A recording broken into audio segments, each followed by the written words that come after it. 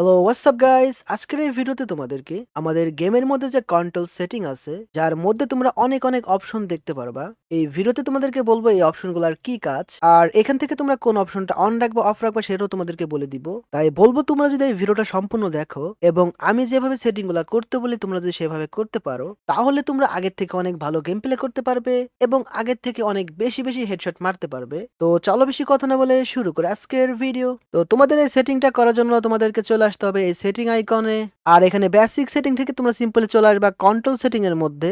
আর সেই সেটিংটা তোমরা আমাদের সামনে দেখতেই পারছো। প্রথমে তোমরা এখানে প্রিসিশন নামে একটা অপশন দেখতে পারছো যার মধ্যে তিনটা অপশন, আর এই তিনটা অপশনের মধ্যে কোন অপশনে রাখলে তোমাদের অটো হেডশট লাগবে সেটাই তোমাদেরকে বলবো। প্রথমত তোমরা যদি এখান থেকে ফুল কন্ট্রোলে রেখে খেলো তাহলে কি হবে, এখানে তোমরা দেখো গাইস আমাদের এম অপশনটা আছে এখানে আর এনিমিটা আছে এখানে। আমরা ফায়ার বাটনে গুলি করতেছি কিন্তু একটা গুলিও কিন্তু এনিমির বডিতে লাগতেছে না। আর তোমরা যদি এখান থেকে ডিফল্ট রেখে খেলো তাহলে কি হবে, তো এখানেও তোমরা দেখতে পারতো আমাদের এম অপশনটা এখানে আছে আর এনিমিটা এখানে আছে। যে আমরা ফায়ার বাটনে ক্লিক করতেছি অটোমেটিক গুলিটা কিন্তু এনিমির বডিতে লাগতেছে। আশা করি তোমরা পার্থক্যটা বুঝতেই পারছো এখানে ডিফল্ট এবং ফুল কন্ট্রোলের মধ্যে কি পার্থক্য। তবে এখানে প্রিসাইজ অন স্কোপ যে অপশনটা আছে এটা তোমাদের বাদ দিতে হবে, কারণ এই অপশনটা মাঝে মধ্যে কাজ করে আবার মাঝে মধ্যে কাজ করে না। তো তোমরা যদি অটো হেডশট মারতে চাও তাহলে অবশ্যই কিন্তু ডিফল্টে রাখবা। এখানে নিচের দিকে আরো কিছু সেটিংস আছে, এটা বলার আগে অনুরোধ করব এই ভিডিওতে একটা লাইক করার জন্য এবং চ্যানেলটিকে সাবস্ক্রাইব করার জন্য। তারপরে এখানে লেফট ফায়ার বাটন নামে একটা অপশন দেখতে পারবা,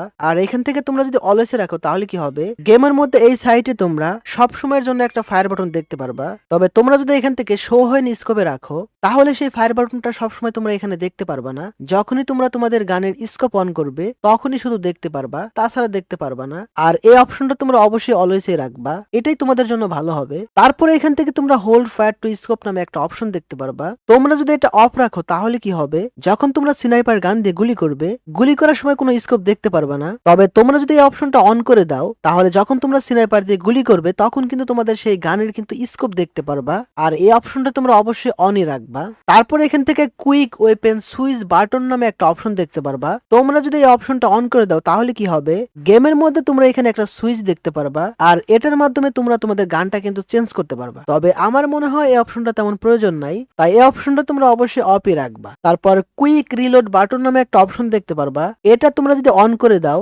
তাহলে তোমরা গেমের মধ্যে এখানে একটা বাটন দেখতে পারবা যেটার মাধ্যমে তোমরা তোমাদের গানটা কিন্তু রিলোড করতে পারবা। আর এই অপশনে তোমাদের তেমন প্রয়োজন নাই, এটাও তোমরা অফই করে দিও। তারপর এখানে রিলোড প্রোগ্রেস অন ক্রোসে নামে একটা অপশন দেখতে পারবা। তোমরা যদি এই অপশনটা অন করো তাহলে কি হবে, গেমের মধ্যে যখন তোমরা তোমাদের গানটা রিলোড করবে ঠিক এম অপশনের এইখানে একটা চিহ্ন দেখতে পারবা যে তোমাদের গানটা রিলোড হচ্ছে।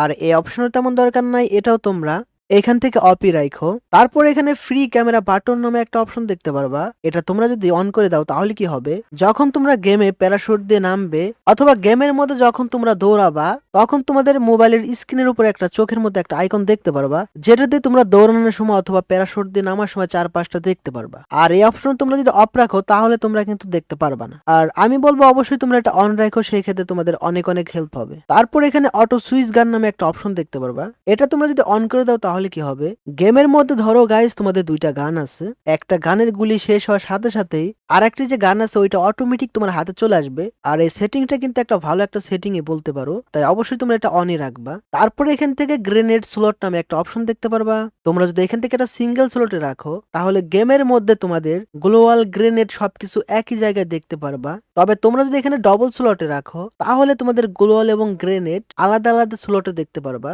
আর এটা সিঙ্গেল স্লটে রাখাই ভালো। তারপরে এখান থেকে গ্লোয়াল স্মার্ট থ্রো নামে একটা অপশন দেখতে পারবা, এটা তোমরা যদি অন করে দাও তাহলে কি হবে, তোমাদের গ্লোয়ালের যে কোনো জায়গায় ক্লিক লাগলে অটোমেটিক তোমাদের সেই গ্লোয়ালটা পড়ে যাবে, যেটা একটা সমস্যাই বলতে পারো। তবে তোমরা এই অপশনটা অফ করে দিলে তোমাদের এই সমস্যাটা আর হবে না, আর এটা তোমরা অবশ্যই অফই রাখো। তারপরে এখান থেকে পার্মানেন্ট গ্লোয়াল বাটন নামে একটা অপশন দেখতে পারবা, এটা তোমরা যদি এখান থেকে অন করে দাও তাহলে কি হবে, গেমের মধ্যে তোমাদের কাছে গ্লোয়াল থাকুক বা না থাকুক সবসময়ের জন্য এখানে একটা বাটন দেখতে পারবা। আর এই অপশনটা তোমাদের তেমন প্রয়োজন নাই, এটা তোমরা অফই রাখো। তারপরে এখান থেকে রান মোড নামে একটা অপশন দেখতে পারবা, তোমরা যদি ক্লাসিকে রাখো তাহলে কি হবে, গেমের মধ্যে তোমরা এখানে একটা রান বাটন দেখতে পারবা যার উপরে ক্লিক করলে তোমাদের ক্যারেক্টারটা দৌড়াবে। তবে তোমরা যদি এখান থেকে ড্রাকে রাখো তাহলে তোমাদের সেই রান বাটনটা দেখতে পারবা না। সেই ক্ষেত্রে গেমের মধ্যে তোমাদের দৌড়ানোর জন্য তোমাদেরকে আমাদের গেমের মধ্যে যে জয়স্টিকের বাটন আছে ওইটা উপর দিকে টেনে ধরতে হবে, তাহলে তোমাদের ক্যারেক্টারটা দৌড়াবে। তবে তোমরা যদি এখান থেকে মিক্সড রাখো তাহলে তোমরা রান বাটন দেখতে পারবা যেটার উপরে ক্লিক করলে তোমাদের ক্যারেক্টার দৌড়াবে,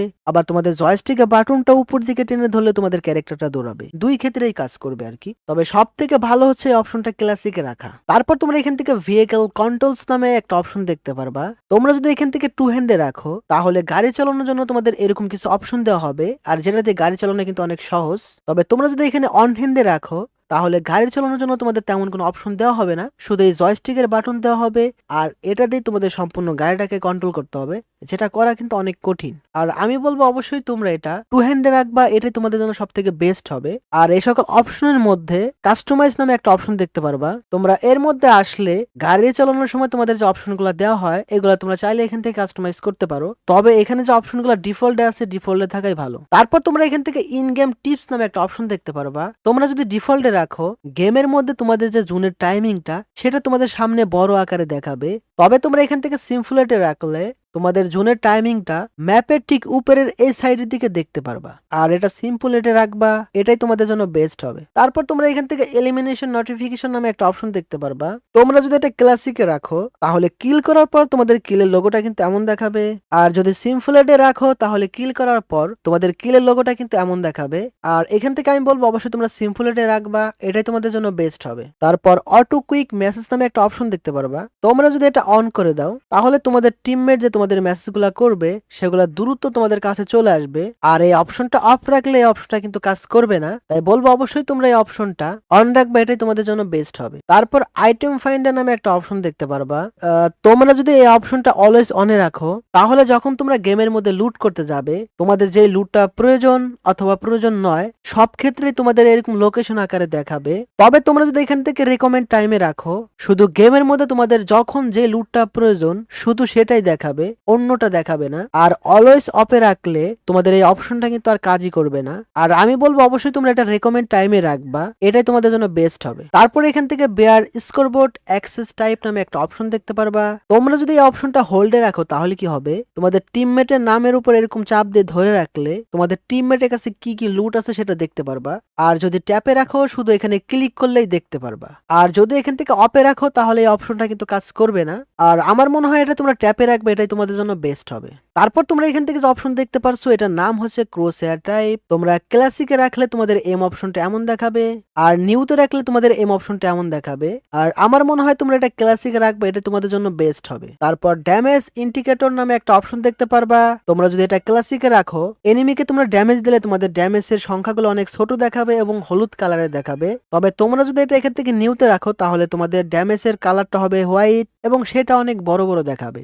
আর এটা নিউতে রাখাই সব থেকে বেস্ট। তারপরে এখান থেকে হিট অর ওয়ান্ডেড ইফেক্টস নামে একটা অপশন দেখতে পারবা। তোমরা যদি এটা ক্লাসিকে রাখো তাহলে কি হবে, যখন তোমরা জোনের মধ্যে থাকবে তখন তোমাদের শরীর থেকে কিন্তু লাল রঙের রক্ত বের হবে, আর এনিমিকে ড্যামেজ দিলেও এনিমির শরীর থেকেও কিন্তু লাল রঙের রক্ত বের হবে। তোমরা বডি ড্যামেজ মেরে কিল করলে তোমাদের কিলের লোগোটা এমন দেখাবে, এবং হেডশট ড্যামেজ মেরে কিল করলে তোমাদের কিলের লোগোটা এমন দেখাবে। আর তোমরা যদি এখান থেকে ড্র্যাগে রেখে খেলো তাহলে কি হবে, যখন তোমরা জোনের মধ্যে থাকবে তখন তোমাদের শরীর থেকে কিন্তু কালো রঙের রক্ত বের হবে, এবং এনিমিকে ড্যামেজ দিলে এনিমির শরীর থেকেও কিন্তু কালো রঙের রক্ত বের হবে। বডি ড্যামেজ মেরে কিল করলে তোমাদের কিলের লোগোটা এমন দেখাবে, এবং হেডশট মেরে কিল করলে তোমাদের কিলের লোগোটা এমন দেখাবে। আর এখান থেকে তোমরা যদি সর্বশেষ নো বেলাটে রেখে খেলো তাহলে জোনের মধ্যে থাকলে তোমাদের শরীর থেকে কিন্তু লাল অথবা কালো কোন রঙের রক্ত বের হবে না। ঠিক এনিমিকে ড্যামেজ দিলেও এনিমির শরীর থেকেও কিন্তু কোনো ব্লাড বের হবে না। আর বডি ড্যামেজ মেরে কিল করলে এমন দেখাবে, আর হেডশট মেরে কিল করলে তোমাদের কিল লোগোটা এমন দেখাবে। আর এই অপশনটা তোমরা অবশ্যই ক্লাসিকে রাখবা, এটাই তোমাদের জন্য বেস্ট হবে। তারপরে এখান থেকে হিট মার্কার নামে একটা অপশন দেখতে পারবা। তোমরা যদি এই অপশনটা ক্লাসিকে রাখো তাহলে কি হবে, তোমরা যখন গুলি করবে তোমাদের এম অপশনের মধ্যে এরকম চার কোণা একটা আইকন দেখতে পারতেছো, যেটার কালার হবে কিন্তু রেড। তবে তোমরা যদি এটা নিউতে রাখো তাহলে গুলি করার সময় আমাদের এম অপশনের মধ্যে এখানে চার কোণা যে একটা আইকন দেখতে পারছো ওইটার কালার হবে কিন্তু হোয়াইট। আর এটা নিউতে রাখবে, এটাই তোমাদের জন্য বেস্ট হবে। তারপর গান শট অ্যালার্ট নামে একটা অপশন দেখতে পারবা।